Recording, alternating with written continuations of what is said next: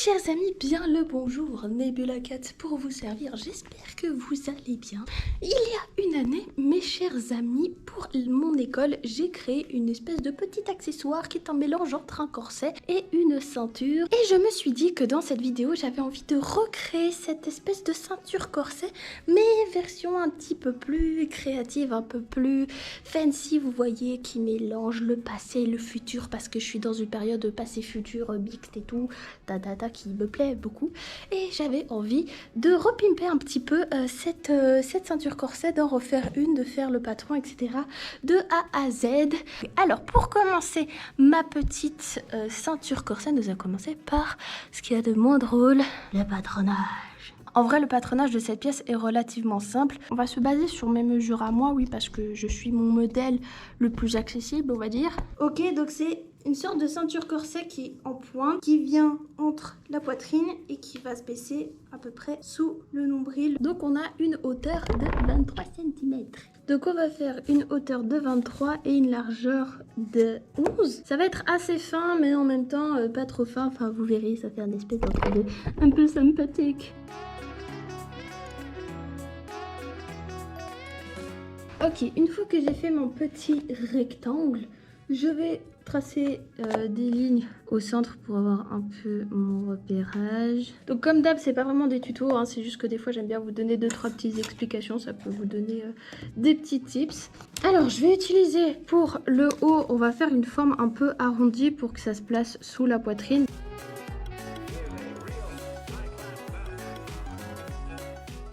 Ensuite, ce que j'avais fait sur mon autre corset, c'est qu'il y avait un espèce d'arrondi ici qu'on va recréer de nouveau parce que j'aime bien cette idée.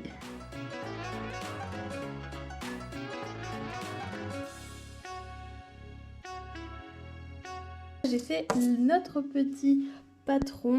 Maintenant je vais couper dans le tissu, je vais vous montrer le tissu que j'ai choisi. C'est vrai que je me suis dit en fait que je vous ai pas parlé du design auquel j'ai pensé.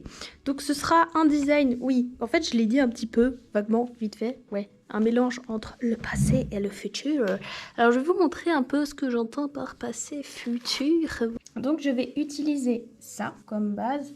Et tout, je crois que je vais surtout utiliser la dentelle. Et en fait je vais utiliser également ça. Donc mon idée, c'est en fait d'incruster, c'est une sorte de vinyle simili-cuir, ils appelaient ça, mais c'est plus du vinyle, donc un espèce de tissu plastique que j'avais utilisé pour un projet d'école. Du coup, je vais le réutiliser. Essayer d'incruster ces morceaux dans ce tissu-là et également dans toujours ma vieille dentelle. Donc c'est à peu près la même dentelle que, enfin c'est la même dentelle que j'ai utilisée dans la vidéo sur ma blouse. Donc je vais utiliser ça comme base pour avoir une base blanche.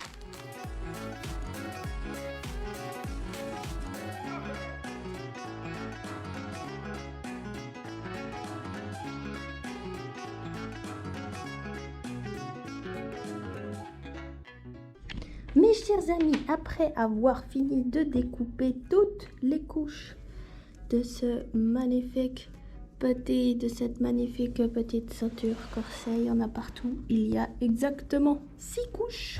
Vous voyez, hop, 1, 2, 3, 4, 5, 6. Et j'ai également taillé ma baleine, voilà, pour que ça corresponde au patron au niveau des pointes.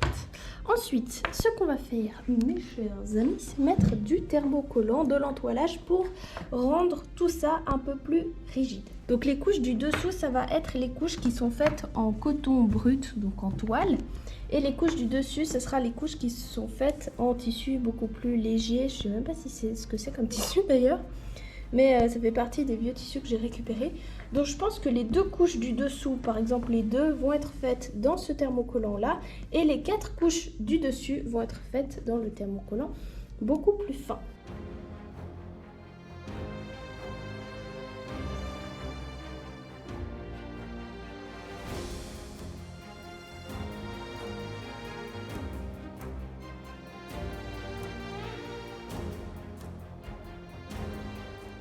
Alors au final, j'ai décidé de ne pas thermocoller les 2 petites parties qui vont arriver à l'extérieur. Pourquoi? C'est parce que, étant donné que le tissu est très fin, je sais que d'expérience que quand on thermocolle un tissu fin comme ça, il y a les petits picots de colle en fait qui vont se voir en transparence, même si ça va pas être le tissu qui va se voir le plus à l'extérieur parce qu'il y aura des broderies, de la teinture et tout.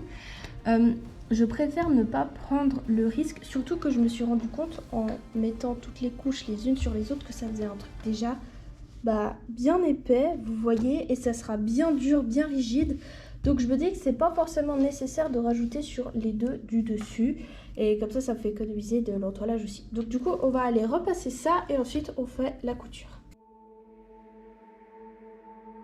Avant de continuer, je voulais juste vous montrer la ceinture corset que j'avais fait pour mon travail à l'école. Donc voilà un peu ce qu'elle donne par rapport à la nouvelle forme. Je pense que ça va être chouette aussi d'avoir une forme un peu différente, un peu plus imposante, plus grande et tout sur le ventre, etc.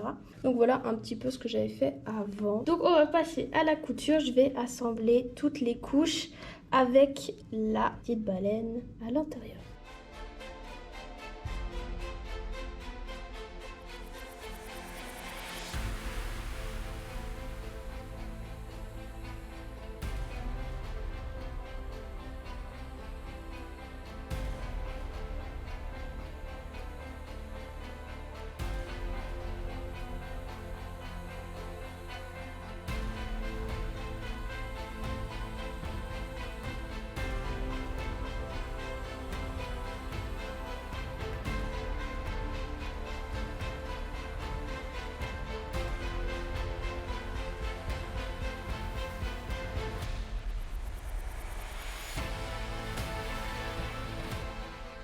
Après la couture, je suis passée à la mise en place des œillets. J'ai décidé d'en mettre 5 de chaque côté.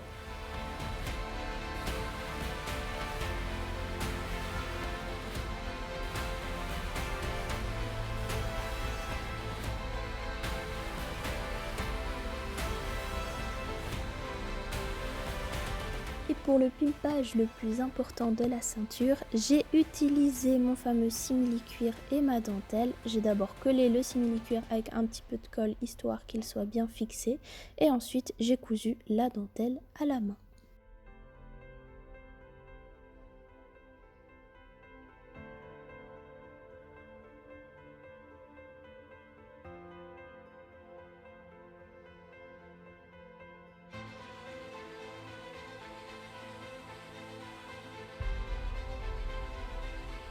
Mes chers amis, j'ai terminé de coudre toute la dentelle sur ma petite ceinture, d'intégrer mes petits morceaux de simili. Je suis trop contente du résultat. Dites-moi en commentaire à ce stade-là de la vidéo qu'est-ce que vous en pensez. Moi en tout cas je trouve ça trop chouette. Maintenant ce qu'on va faire, j'aimerais rajouter un petit côté un petit peu vieilli parce que la dentelle je la trouve très blanche. On va faire ça avec de la teinture naturelle. Donc je vais vous montrer aussi comment est-ce qu'on fait de la teinture naturelle relativement foncée. Ça va faire un espèce de noir brun. Ça fait jamais des 100% couleurs super vives quand c'est des teintures naturelles. Mais là on va essayer d'y faire à peu près noir brun histoire de vieillir un petit peu. Alors pour la teinture, donc j'ai fait un mélange avec du charbon. Bon, là en l'occurrence c'est des petites plaquettes là qui ont été, enfin des briquettes pardon, qui ont été déjà brûlées, donc c'est de la cendre, mais ça va aussi. Et un peu de café aussi parce que le café ça teint pas mal. Et je vais rajouter un peu de vinaigre de table parce que le vinaigre ça permet de bien fixer la couleur. Mine de rien c'est un bon truc. Donc vous mélangez tout ça, vous faites votre petite mixture. On va ajouter aussi un peu de bicarbonate de soude parce que le bicarbonate ça aide aussi à fixer la couleur. Voilà, donc là vous avez vraiment une pâte, ça fait vraiment un concentré de couleur noire. Ensuite ce qu'on va faire c'est qu'on va prendre une petite casserole d'eau qu'on va chauffer.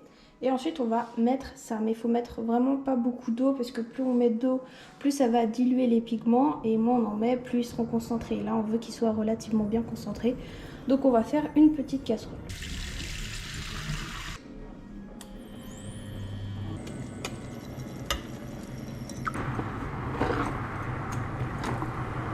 Une fois que vous avez votre magnifique mixture bien noire, vous prenez votre petit pinceau tac tac tac. N'hésitez pas à tremper même dans la partie où il y a encore la poudre du charbon. C'est pas grave, de toute façon quand ça séchera, on y enlèvera. Par contre, ce qui est important, c'est d'y appliquer chaud parce que la chaleur permet également de fixer correctement tous les pigments. Alors, on va voir si ça donne bien. Vous voyez, moi je veux juste des petits trucs comme ça. Voilà. Donc, je vais faire ça tranquillou pipou.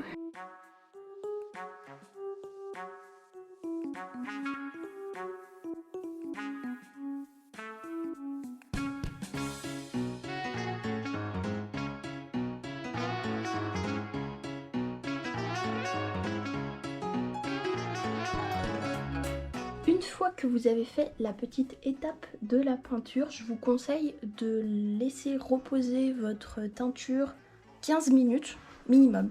15 minutes c'est le minimum. Bon, moi j'ai fait poser toute la nuit parce que j'ai pas eu le temps de continuer à y filmer hier. Mais du coup, voilà ce que ça donne pour l'instant. Donc maintenant ce qu'on va faire, c'est que, comme je l'ai dit, on va rincer tout ça. Je vais secouer un petit peu là parce qu'il y a tous les débris de charbon qui se barrent. Maintenant que nous avons fini de mettre à cuire, j'allais dire pas du tout, à sécher notre petite ceinture, on va passer au cordon qui va nous permettre de resserrer la ceinture parce que actuellement c'est juste une plaque de tissu et ça sert pas à grand chose.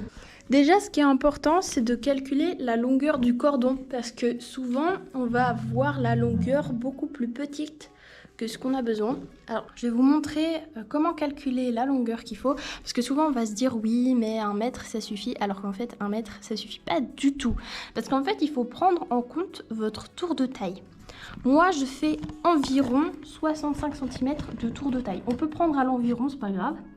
On va faire un petit calcul ensemble via le téléphone. Attendez, j'arrête la vidéo juste 2 minutes parce que je me suis rendu compte que je vous ai donné le mauvais calcul. Alors je corrige ça tout de suite. Il faut que vous preniez le nombre d'œillets que vous allez mettre sur votre ceinture corset. Et je précise bien pour la ceinture corset parce que pour un corset classique, c'est pas du tout le même calcul. Donc ici, en l'occurrence, 10 œillets, vous le multipliez par la taille de votre tour de taille, plus 50 cm. Je rajoute 50 cm au cas où, parce qu'il vaut mieux que ce soit trop long que trop court. Au pire, si c'est trop long, vous pouvez couper et ça pose pas de problème. Voilà, je reprends la vidéo. Alors, ce qu'on va faire, c'est qu'on va déjà regarder la longueur de votre tissu. Sachez que si votre tissu n'est pas assez long, c'est pas grave, vous pouvez découper les bandes et après on peut on va les coudre ensemble, les ramifier comme ça, hop hop hop, et c'est bon, ça, la longueur ira.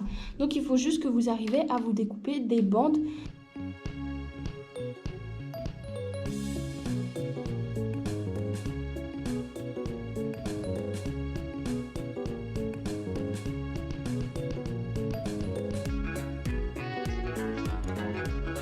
J'ai découpé ma bande, alors j'en ai 2 et ça tombe bien, comme ça je pourrais vous montrer comment on fait pour ramifier quand vous avez plusieurs bandes, quand vous n'avez pas un tissu qui fait 5 mètres de long quoi. Donc vous allez prendre vos 2 morceaux que vous voulez remettre ensemble, vous allez les aligner, idéalement faut épingler toujours, moi je le fais pas trop parce que j'arrive à tenir mes 2 morceaux. Et ensuite pour qu'il n'y ait pas trop d'épaisseur, on va couper à peu près 5 mm de la couture. Donc je vais vous montrer comment on fait pour plier. Donc vous pouvez repasser la moitié, vous faire passer comme ça, hop. Ensuite, une fois que vous avez votre ligne qui est bien marquée au centre, vous repliez chacun des bords sur la ligne du milieu et vous repliez les 2 parties. Et comme ça, vous avez votre bande qui est bien solide.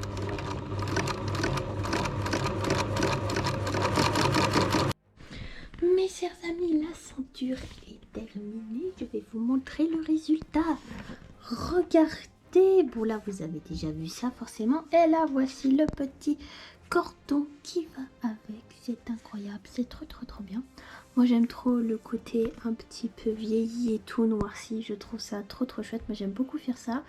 Maintenant mes chers amis, pour terminer cette vidéo, je vais composer une petite tenue, juste une très simple et tout, juste pour vous montrer comment vous pouvez porter cette ceinture et aussi comment il faut la mettre. Bon, je vous montre ça sur une base simple avec des vêtements noirs que vous avez déjà vu. Alors déjà, donc on avait dit au départ que la partie la plus fine, se caler ici.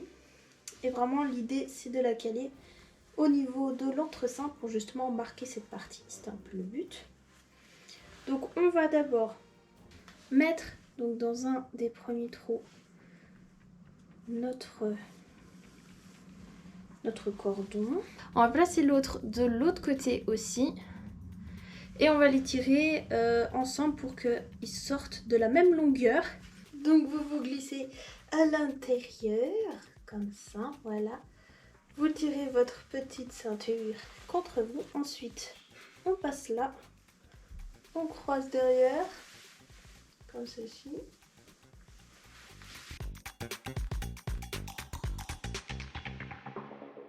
Et voilà mes chers amis, ce que ça donne.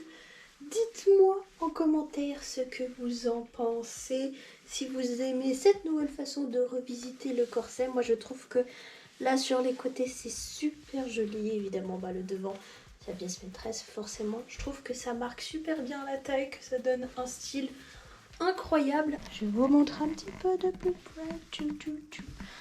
Voilà. Mes chers amis, j'espère que cette vidéo confection vous aura plu. En tout cas, mes chers amis, je vous souhaite une magnifique journée, nuit, soirée. C'est vous qui savez, que votre vie vous soit favorable. À la prochaine. Ciao.